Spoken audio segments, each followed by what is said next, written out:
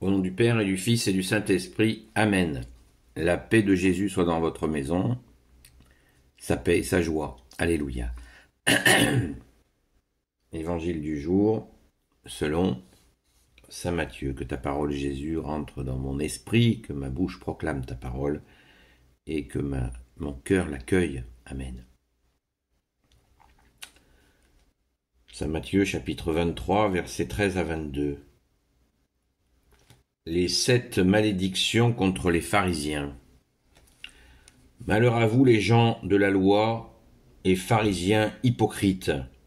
Vous fermez aux autres le royaume des cieux. Vous-même n'y entrez pas, et quand un autre est sur le point d'y entrer, vous l'empêchez. Vous l'en empêchez. Malheur à vous, gens de la loi et pharisiens hypocrites. Vous parcourez la terre et les mers pour recruter un prosélyte, et quand il est devenu, vous en faites un candidat à l'enfer, 2 fois pire que vous. Malheur à vous, guides aveugles, vous dites si quelqu'un jure par le sanctuaire, le serment n'oblige pas. Mais si on a prêté serment sur l'or du sanctuaire, on est tenu. Aveugle sans cervelle, quel est le plus grand, l'or ou le sanctuaire? Qui rend sacré cet or? Et vous dites, si l'on jure sur l'autel, le serment est nul.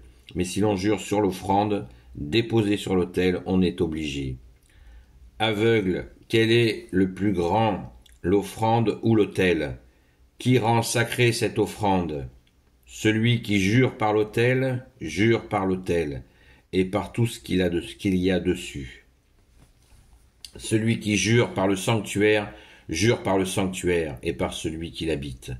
Et celui qui jure par le ciel, jure par le trône de Dieu et par celui qui y siège. Merci Jésus pour ta parole. Alléluia. Eh bien, c'est costaud, hein. Ce matin, ça y va. Petit rappel, pour ceux qui ne le savent pas, les pharisiens et les maîtres de la loi étaient donc les tenants de la religion, je le rappelais hier matin je crois, de l'époque. Et ils en faisaient, ils connaissaient et diffusaient la loi de Moïse, les fameux 10 commandements, et puis depuis 4 siècles, depuis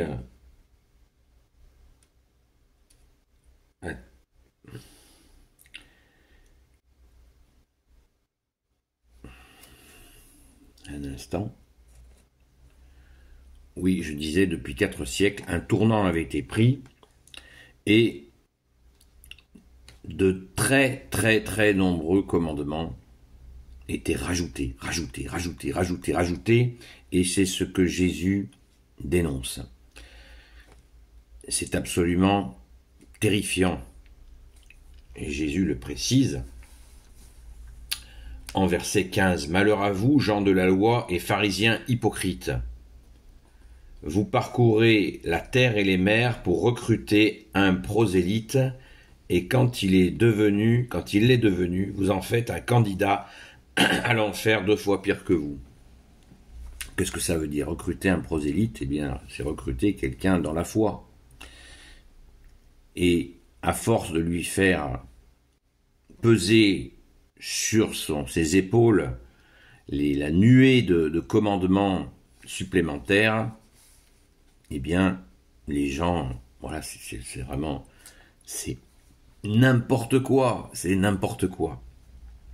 On peut dire les mots sont durs de Jésus, pas du tout. Vous vous rendez compte les dégâts qu'il faisait. Donc quand Jésus est arrivé, les gens, comme je le répète assez souvent, quand vous sortez, vous êtes sous l'eau et puis vous oubliez un peu de remonter, vous traînez un peu au fond de l'eau. Quand vous respirez, là les gens étaient noyés. Et Jésus, seul sauveur, est venu rétablir la vérité, l'amour de Dieu que tu es, Jésus, avec ton Père et l'Esprit Saint. C'est magnifique, comme les gens ont pu respirer. Cette liste, elle n'est pas finie, parce que la partie de texte là, la lecture du jour nous en donne une partie, mais ça continue. Et à de très nombreuses reprises, Jésus dénonce tout cela. Rajouter, rajouter, rajouter, ne s'attacher qu'à la forme. Il peut y avoir, ici ou là, dans l'Église, des personnes qui sont tentées par cela. N'être que sur la forme. La forme, la forme, la forme, la forme. Et le fond, qu'est-ce que vous en faites? Le fond. Il faut aller au fond. Et c'est ce que Jésus nous dit, au fond de notre cœur, avec toi, bien-aimé Jésus. Cette liste, pourquoi Jésus leur dit « Malheur à vous, gens de la loi et pharisiens hypocrites ». Hypocrite. Hypocrite, c'est celui qui voit pas loin. Soyons hypercrites, ça veut dire celui qui voit loin. Très important. L'hypocrite, c'est aussi celui qui s'habille de religiosité. Les habitués de cette chaîne savent que j'ai fait plusieurs vidéos sur le sujet. La religiosité, être sans arrêt en train de répéter « il ne faut pas faire ceci, il ne faut pas faire cela » aux autres. Ou si tu fais ça, tu vas en enfer. Voilà, des condamnations comme ça, c'est effroyable. Jésus balaye tout ça. Et ce n'est pas son Église. Jésus a dit, on l'a vu hier, Jésus a dit à Saint-Pierre, je bâtirai mon Église. Sur toi, Pierre, je bâtirai mon Église. Qu'est-ce que ça veut dire? C'est bien Jésus qui bâtit l'Église lui-même. Donc on ne peut pas tricher. Et là, c'est pour ça que le Père de Jésus, notre Père, a envoyé son Fils pour remettre la maison à l'endroit. Et oui, vous croyez que le Père ne voyait pas tous ces abus, que le Fils ne les voyait pas, puisque Jésus était auprès de son Père dès le commencement, que l'Esprit Saint ne voyait pas ce cinéma, cette façon de cadenasser la religion. C'est un blasphème, c'est pas moi qui le dis, c'est le grand Saint Paul. Le grand Saint Paul le dit lui-même. Il dit « avant je blasphémais ». Ça veut dire quoi blasphémer? C'est présenter aux autres une fausse idée de Dieu. Présenter Dieu comme Dieu n'est pas. Voilà, Saint Paul le disait. Et Saint Paul était pharisien, famille de pharisiens. Il disait qu'il propageait un Dieu qui n'existe pas. Et c'est ce que ces gens faisaient, tout simplement. Donc il nous faut être fermes sur les 2 commandements supérieurs que Jésus nous a donnés, qui sont d'aimer Dieu de tout son cœur, de toute son intelligence, de toutes ses forces, de toute sa volonté, et d'aimer son prochain comme soi-même. Voilà, les 2 commandements supérieurs. Et bien sûr, accomplir la loi et les prophètes comme Jésus l'a demandé, en n'oubliant pas que Jésus nous a bien précisé, la loi a été faite pour les hommes et non l'inverse. Il faut bien comprendre ce que cela veut dire. Ça veut dire, la loi, c'est une loi d'amour qui a été faite pour les hommes, pour les édifier, pas pour en faire des robots automates qui l'appliquent sans réfléchir. Et qui plus est, là, dans le cas précis, en rajoute des caisses. Voilà. C'est pas supportable, car c'est un détournement. C'est exactement comme si quelqu'un propage la foi et qu'il fait l'inverse dans ses actes. C'est pareil, c'est ce que faisaient ces gens-là. Et Jésus leur met un coup de stop tellement fort qu'ils vont projeter, pas tous bien sûr, de l'assassiner. Et ils l'ont fait. Et Jésus est mort et ressuscité pour nous. Alléluia. Merci Jésus. Mais pour dire la violence de ces individus, étaient-ils convertis? Non. Jésus leur a dit, votre père, c'est le diable. Donc, la violence était là. Donc, attention, ne glissons pas dans ces travers. Et restons tout contre ton sacré cœur, ô Jésus. Béni soit le Père, le Fils et le Saint-Esprit. Amen. Merci à Jésus et Marie de vous bénir. À très vite. Je continue, après les 10 minutes TikTok, je fais un peu de publicité, vous avez vu. Malheur, on continue au verset 16, malheur à vous, guide aveugle. Et là, Jésus donne toute la liste qui est très précise et qui nous fait justement bien réfléchir. Si quelqu'un jure par le sanctuaire, le serment n'oblige pas. Mais si on a prêté serment sur l'or du sanctuaire, on est tenu, etc., etc. Oui. Eh bien, souvent, dans l'Église catholique, nous disons, nous avons eu une belle célébration. Et c'est vrai, la Sainte Église catholique a une magnifique célébration. Et c'est pour ta gloire, Jésus. Et nous sommes vraiment heureux de cela. Et merci à tous tes prêtres, ô Jésus, qui se dévouent pour faire de belles célébrations. Réfléchissons un peu au fond. C'est très bien d'avoir des célébrations magnifiques, je viens de le dire, et je rends grâce pour cela. Merci Jésus, tu mérites cela, Jésus, et plus encore. Et nous mettons en pratique. Rappelons-nous je crois que c'est Saint Jacques qui le dit dans sa lettre, où il dit « Un riche vient, s'installe dans l'assemblée et on le met au premier rang. » On le met au premier rang parce qu'on voit qu'il est riche. C'est Saint Jacques qui le dit, hein. Et un pauvre arrive et on le met tout au fond, voire on le fout dehors.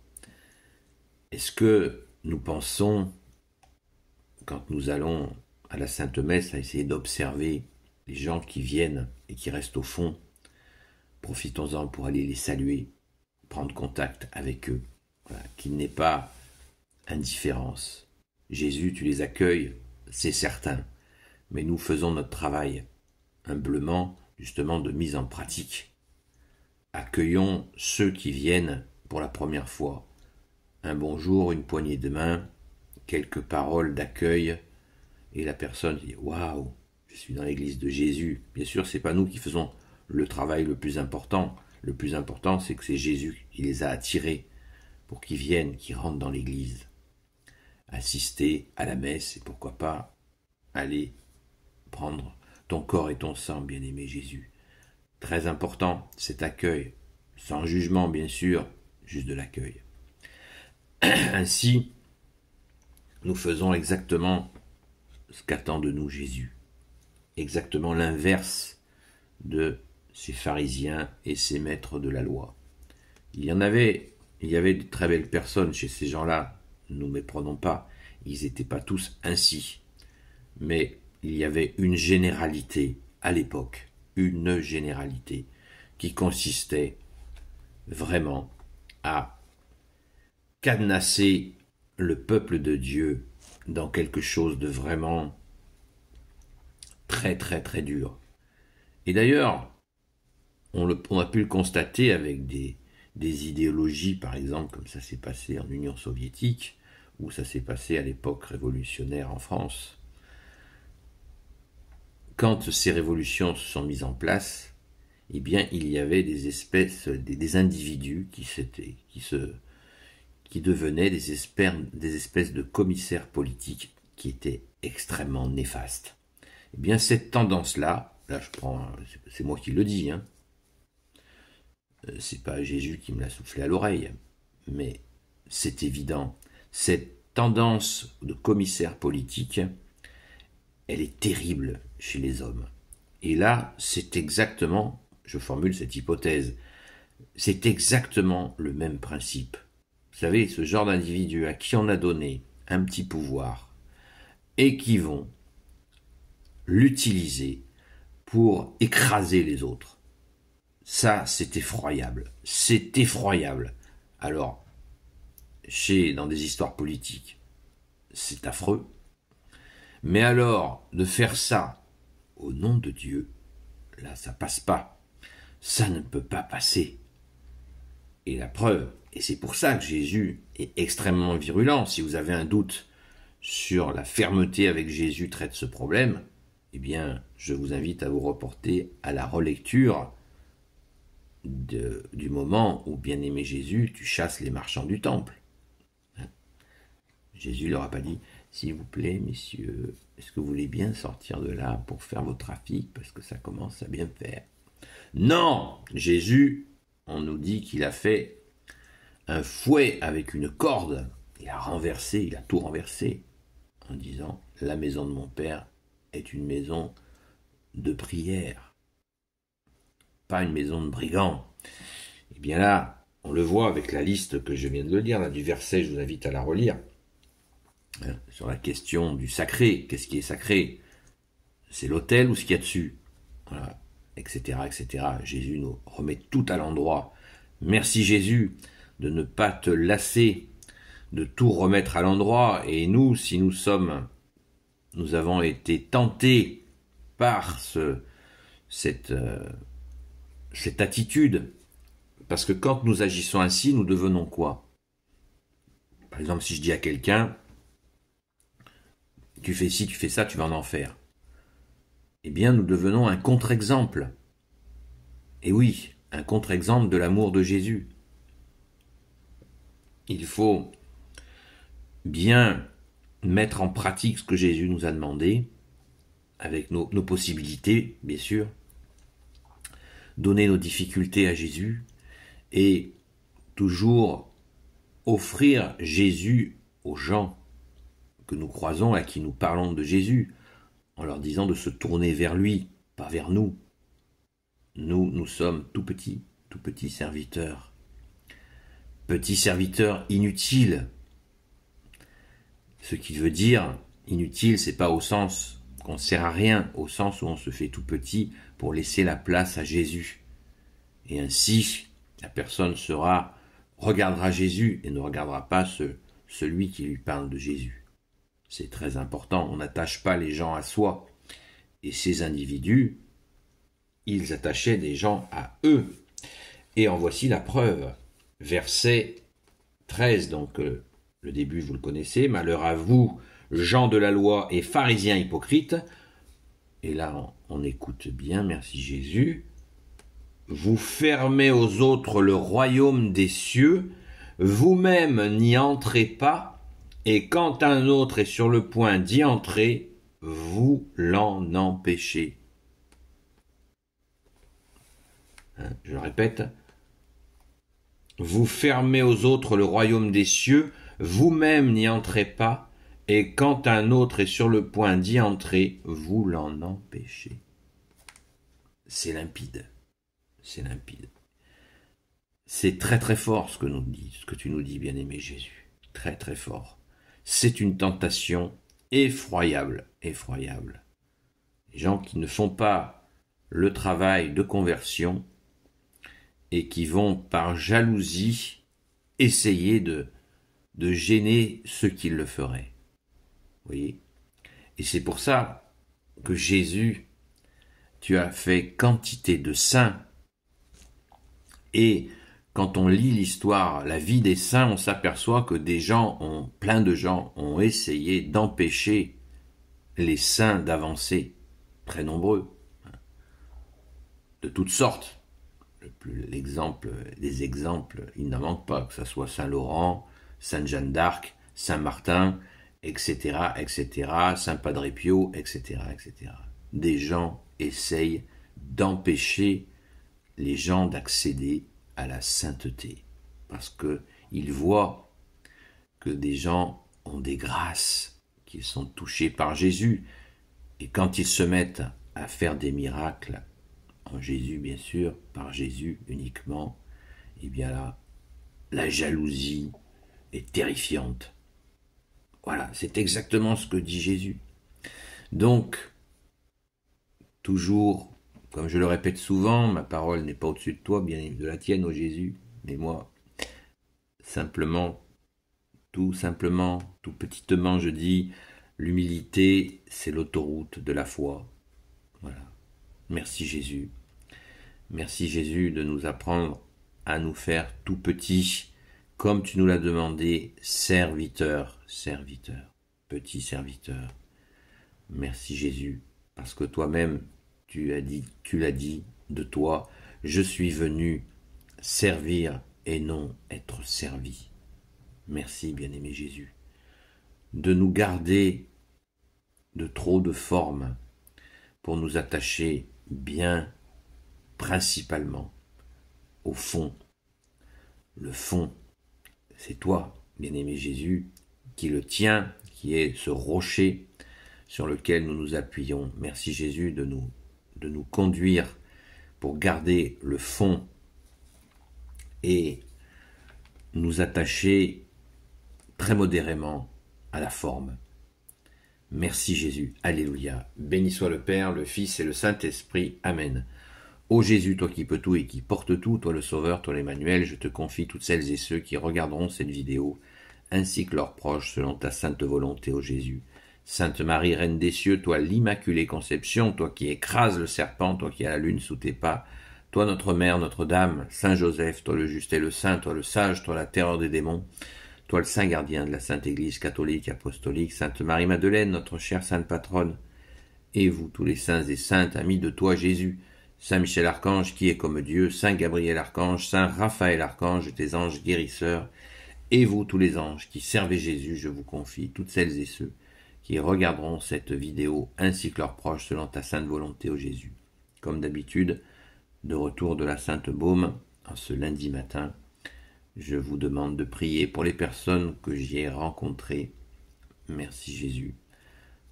Je te les confie, ainsi que leurs proches, selon ta sainte volonté, ô Jésus. Merci de vos prières pour eux. Et j'ai prié bien sûr pour vous qui regardez ces vidéos, ainsi que pour vos proches. N'hésitez pas à prier pour moi si le cœur vous en dit. Et je vous dis, à la grâce de Jésus, à très vite.